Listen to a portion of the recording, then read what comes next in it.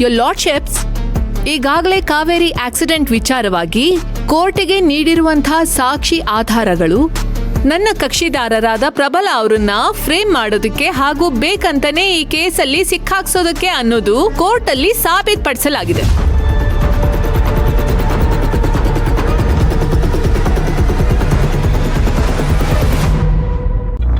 ಇದಕ್ಕೆ ಮೇಲೆ ಯಾವುದೇ ಸಾಕ್ಷಿ ಆಧಾರಗಳು ಸಿಗದೆ ಇರೋ ಕಾರಣ ಇನ್ಸ್ಪೆಕ್ಟರ್ ವಿಕ್ರಮ್ ಅವರು ಇವತ್ತು ಕೋರ್ಟ್ಗೆ ಬರಲಿಲ್ಲ ಮೈ ಲಾರ್ಡ್ಶಿಪ್ಸ್.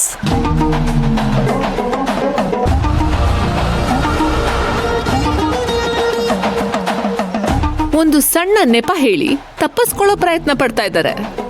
ಇದನ್ನೆಲ್ಲ ಗಮನದಲ್ಲಿಟ್ಕೊಂಡು ಕಾವೇರಿ ಮೇಲಿರೋ ಆಕ್ಸಿಡೆಂಟ್ ವಿಚಾರದಲ್ಲಿ ನನ್ನ ಕಕ್ಷಿದಾರ ಪ್ರಬಲ ಅವರು ಯಾವುದೇ ರೀತಿ ಅಪರಾಧನೂ ಮಾಡಿಲ್ಲ ಅಂತ ಕೋರ್ಟ್ ಅರ್ಥ ಮಾಡಿಕೊಂಡು ಆ ಕೇಸಿಂದ ಪ್ರಬಲ ಅವರನ್ನ ವಜಾಪಡಿಸಿ ಕೇಸನ್ನ ಕ್ಲೋಸ್ ಮಾಡಬೇಕು ಅಂತ ಈ ಮೂಲಕ ಕೇಳ್ಕೊತಾ ಇದ್ದೀನಿ ಮೈ ಲಾರ್ಡ್ಶಿಪ್ಸ್.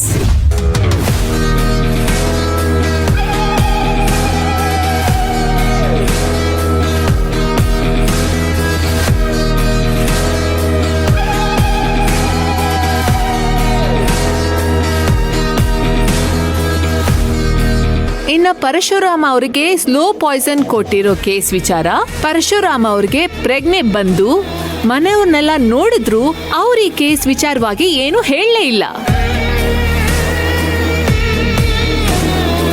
ಹಾಗಾಗಿ ಈ ಕೇಸಲ್ಲಿ ನನ್ನ ಕಕ್ಷಿದಾರರು ಯಾವುದೇ ತಪ್ಪು ಮಾಡಿಲ್ಲ ಅನ್ನೋದು ಮುಂದೆ ಕೋರ್ಟ್ಗೆ ಅರ್ಥ ಆಗತ್ತೆ.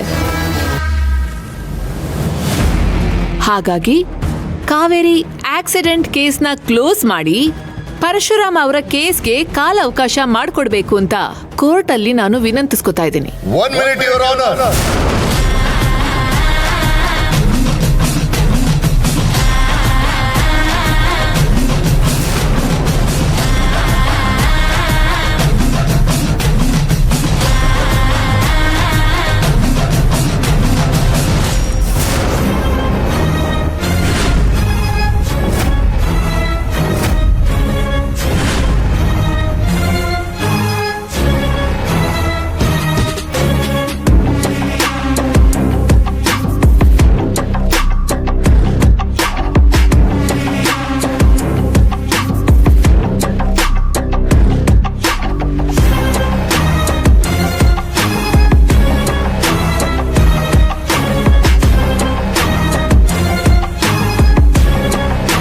ಯೋರ್ ಆನರ್, ತಡವಾಗಿ ಬಂದಿದ್ದಕ್ಕೆ ದಯವಿಟ್ಟು ಕ್ಷಮಿಸಿ.